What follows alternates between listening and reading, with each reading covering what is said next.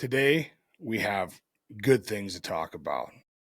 I think it's few and far between that we have real positive news to share, especially with as polarized as our country has been in all spaces, especially here in the state of Minnesota in the veteran space and kind of all over the country. There's been a lot of talks about VA cuts and firings and DOD debacles, all kinds of stuff happening around the country. But just the other day, I believe it was the 9th of May, President Trump signed an executive order that is a massive win for veterans. And I don't believe that we saw a whole shit ton of news in the mainstream media, on social media.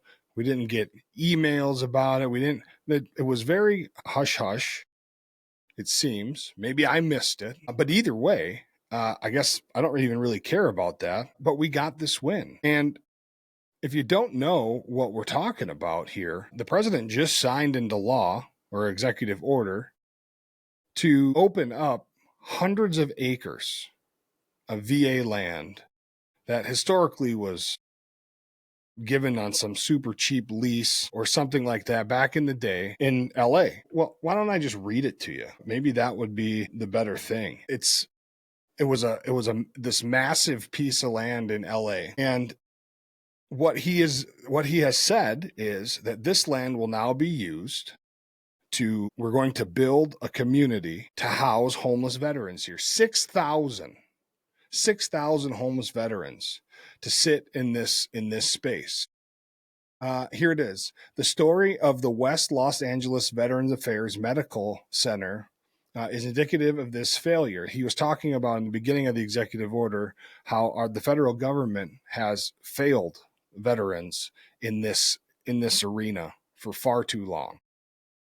For far too long, we have just let our veterans sleep on the street. We talk about it. We spend billions of dollars on it. And yet we were just chipping away very slowly at the number. Now, they've made some progress. There's been progress made. The numbers are trending down, but very slow. It seems a few percent a year, maybe. And so this is in West LA. More than 100 years ago, Senator John Percival Jones and Arcadia Bandini de Stearns Baker generously donated hundreds of acres of land that they owned in West Los Angeles on the condition that it be used to house disabled veterans. The campus once featured a chapel, a billiard hall, a 1,000-seat theater, and housed 1,000 veterans. But the federal government has since allowed this crown jewel of veteran care to deteriorate over the last few decades. Here's what they've been doing with the land in the last few decades. The Department of Veterans Affairs leased parts of the property to a private school, private companies, and a baseball team, the baseball team of the University of California, Los Angeles, UCLA. Is using VA land. They're leasing VA land to play their baseball. And this was done at significantly below market prices. As of 2024, there were approximately 3,000 homeless veterans in Los Angeles, more than any other city in the country, and accounting for 10% of the American homeless veteran population here in our country. Many of these heroes live in squalor in Los Angeles, the infamous Skid Row. This guy, and the thing goes on to explain about how they're going to establish this. It's going to be called the National Center for Warrior Independence.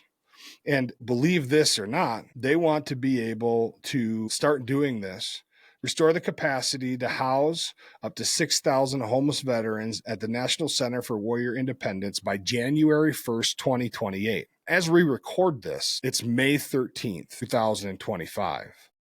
By January of 2028, the president has declared that in West Los Angeles, on the grounds of the VA, 6,000 homeless veterans will have the opportunity to live in this space, no longer be homeless, as a way to help them, as he says in the order, earn their independence once again. Now, for a lot of people who don't quite know or understand what this means for our culture, for the warrior culture, for this population of people. Here in Minnesota, for example, we have spent, not the proverbial we, have spent years and years to make sure that we do the best that we can to get veterans who are living on the streets of Minnesota off the streets in a place that's safe. Being homeless is something that I wouldn't wish on anybody. When I had the opportunity to work for an agency, our whole goal was to house homeless veterans. Now, we only had a property that housed 68 to 72 veterans, but I'll tell you what, that whole project, it was a bear. It was tough, man. There were a lot of hurdles. There were a lot of hurdles for the veterans that wanted to come in and live there, but it was the best thing to happen to veterans at that time, which was about 2013-ish. In my opinion, it was one of the best things that happened to the veteran population in Minnesota in a long time. We put together a place, this organization that I worked for, I was part of the project. We put together a place to house veterans who were homeless or who were about to experience homelessness, is what they called it. They got to come into a place that was furnished, and I mean fully furnished. Beds, towels, kitchen utensils, dishes, table, chairs, dressers, nightstands, soap, shower gel, everything you need. The only thing that they needed to bring in there was their personal effects, and then they could take the couple $100 gift card that we gave them when they moved in to the grocery store to fill their place with food. It was a spot for veterans to come, and they didn't have to worry anymore about the things that plague them outside the four walls of this building. Now, it didn't solve all their problems, and something like this is not going to solve the problems of all these veterans who are homeless. What I anticipated, the couple of us working on the project also anticipated, was that once these guys got into this place, once they get there and they spend a couple days and they can just take a deep breath, relax, take a shower, get a good night's sleep in a place that's warm, safe. They don't have to worry about somebody peeing all over their stuff while they sleep in a shelter, or steal their things while they're sleeping, or beat them up, or God knows what happens out there. Of course, there's addiction issues and all kinds of stuff. So this isn't going to solve the problems of all of these men and women who need this assistance. This is going to solve one big part of their problem, and then the rest of them come to the surface. And it's a big job. It's a big job, and it takes people that are super dedicated to this problem to fix it and to keep it fixed. But there's nobody done anything like this for veterans ever since I can remember. I worked in the veteran service industry for quite a few years doing this homeless veteran project. I worked as an employment counselor for the state of Minnesota, helping veterans find work. I worked for a member of Congress doing casework and outreach and things like that for the veterans that lived in the district that he served. So you get to know a lot of the processes. You get to know a lot of the repeat customers, if you will. You get to know a lot of different things and a lot of different people. And I'll tell you what, 6,000 veterans with a home in just a few years is huge. And I'm going to tell you what, if this thing takes off, which I believe it should, this isn't going to be the first one. This isn't going to be the first. What does he call this? National Center for Warrior Independence. Well, President Trump, I'm guaranteed you'll never see this, but if you do, for whatever reason, I hope that this is just the first part. As of today, there are roughly 32,000 homeless veterans in our country. But if we can house them a few thousand, 6,000 at a time every now and then, here and there, well, I'll tell you what, we'll solve the problem. All these billions of dollars and hours spent in days and weeks and months, years spent combating this issue, and the president has taken a chop right out of it in one fell swoop. Not only does he do that in this executive order, but he also talks about building a VA medical center is New Hampshire.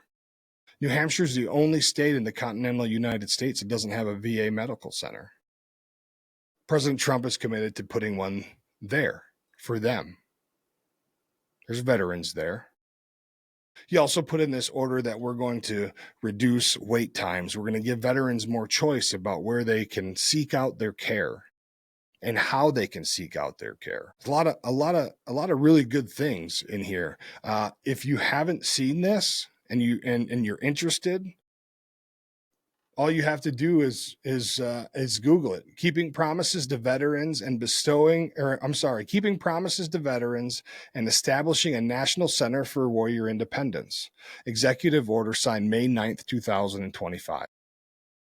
It's really easy to find. And so I would like to just go out on a limb here and talk about all of these naysayers that the president has, and all of these things that people want to run him over with the bus for. But he just keeps pulling these things out. He keeps pulling out these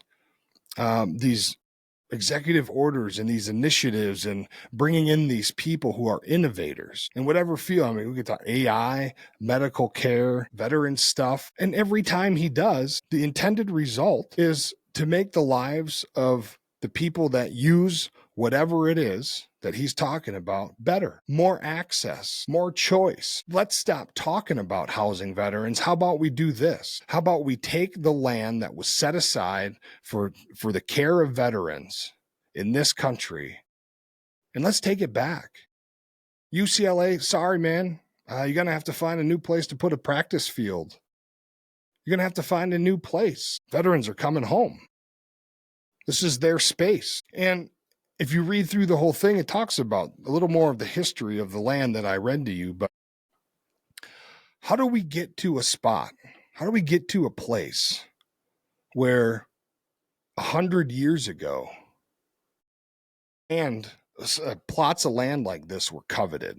This land will be used for this purpose. For this particular one was meant to house veterans who are disabled. Let's build a place for veterans to live right on the VA campus in West LA. Hey, well, we got long wait times. Well, this is a good idea.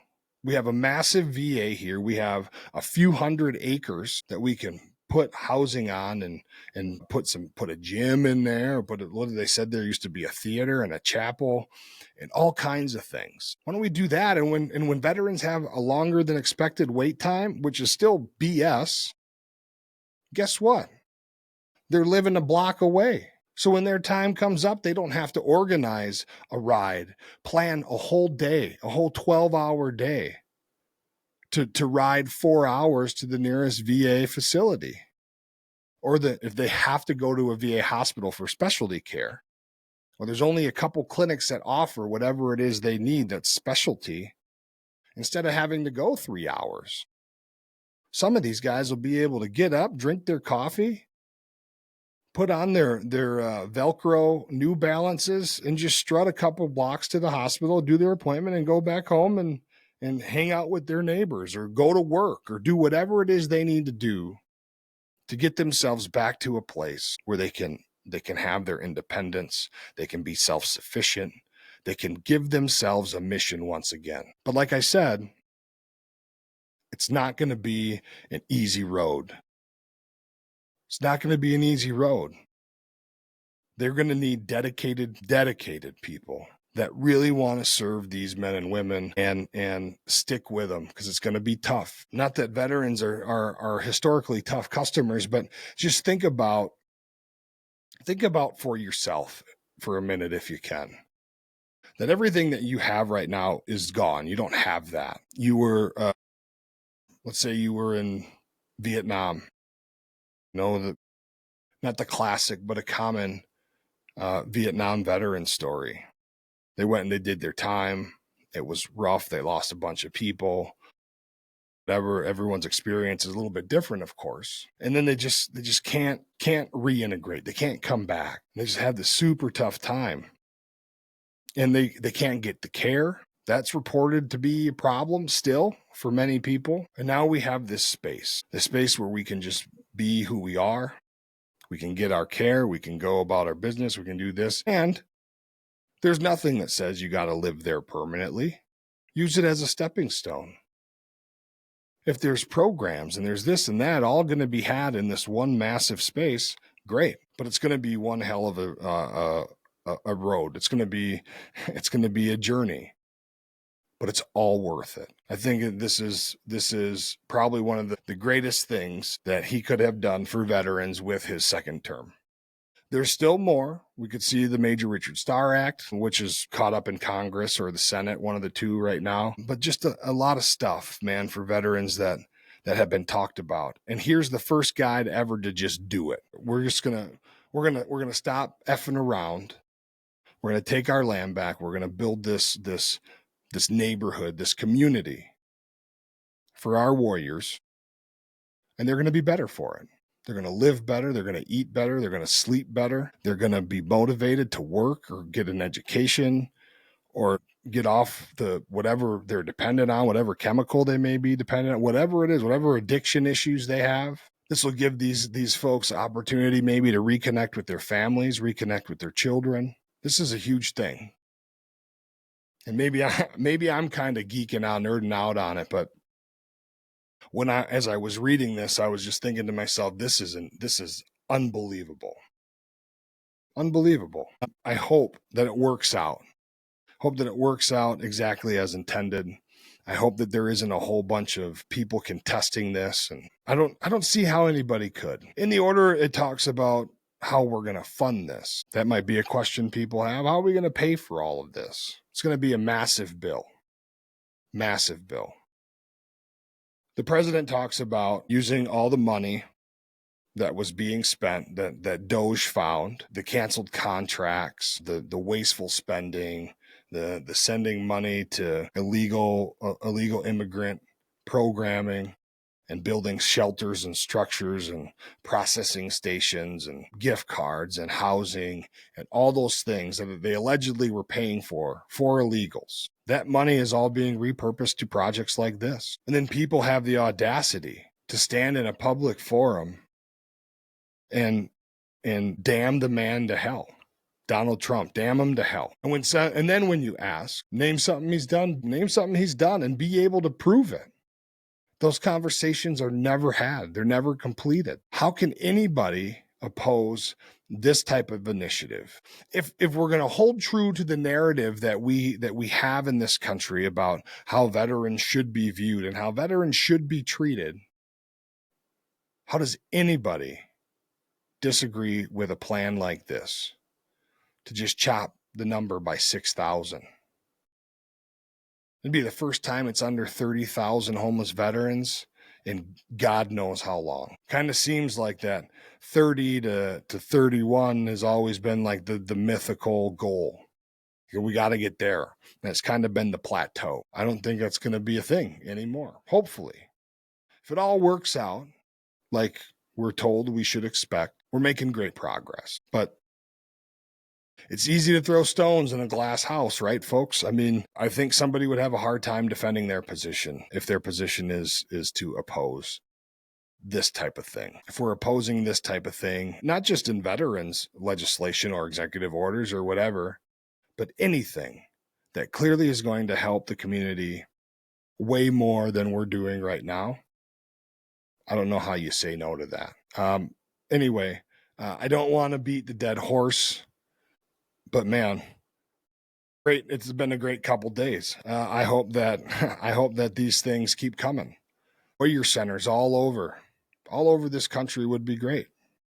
Maybe not in 6,000 units.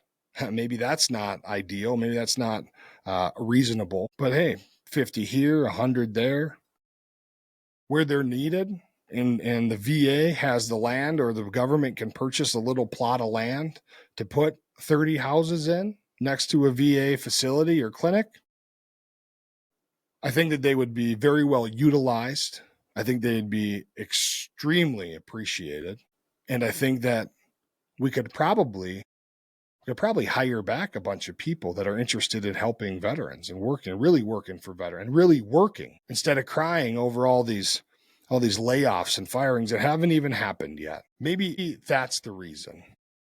Maybe that's the reason we're talking about trimming budgets and laying off people that aren't working, so that we can have money in these agencies for programs like this. So we can have programs that are going to actually help somebody and then pay people who are dedicated to provide the service. Makes sense to me, but who am I? I'm just a chubby talking head on probably one of the least watched YouTube channels on all of YouTube.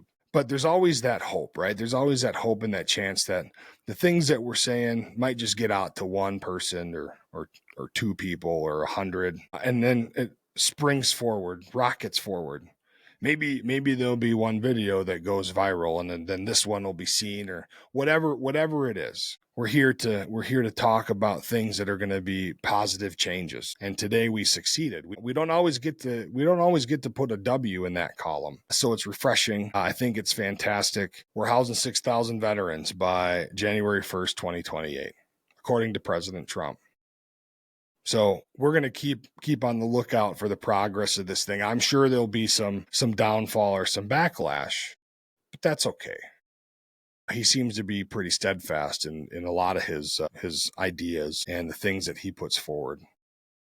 His convictions are pretty strong. So stay tuned. We're going to stay tuned. It was a W today. Thanks for joining us. If you like what we're doing here, please consider dropping us a like and a subscribe and follow us. Yeah, that's all I got for you. Thanks for joining us. We'll see you again next time.